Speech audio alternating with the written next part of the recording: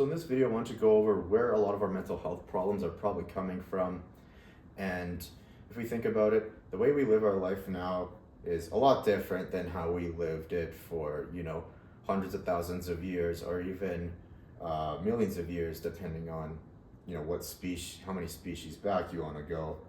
But the point is that a lot of the things we do in our day-to-day lives are very new, and unless we manage them properly, they are going to cause a lot of mental problems because they are simply not really aligned with our true nature, and they're not simply things we're kind of wired to do, right?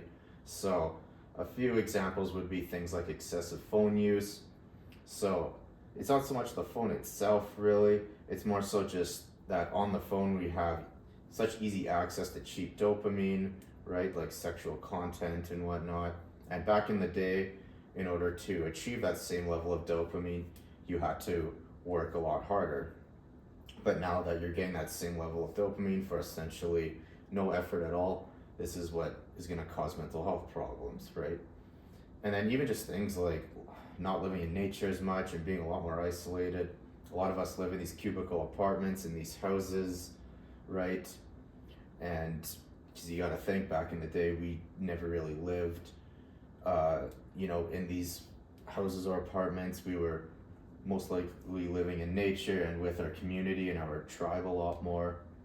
And then another one is that we just simply got too many things going on, in my opinion, and this kind of relates to the phone use. There's so many different things competing for your attention, right?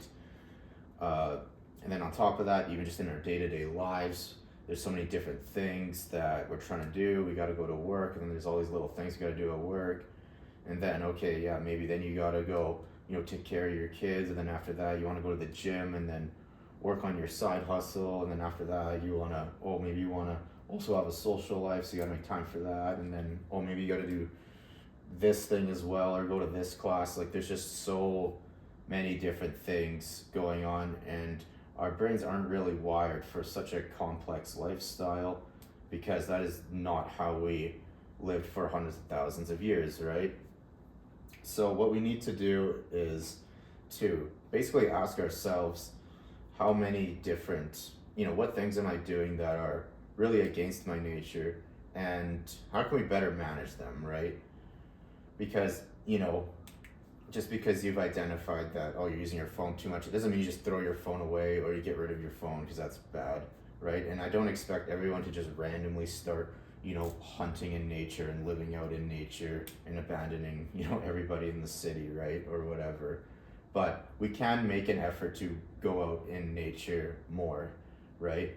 And same with our phone use, we can, make that effort to really not engage in useless content, and to really recognize which videos and what content is simply just cheap dopamine and that is not going to actually help us in the long term.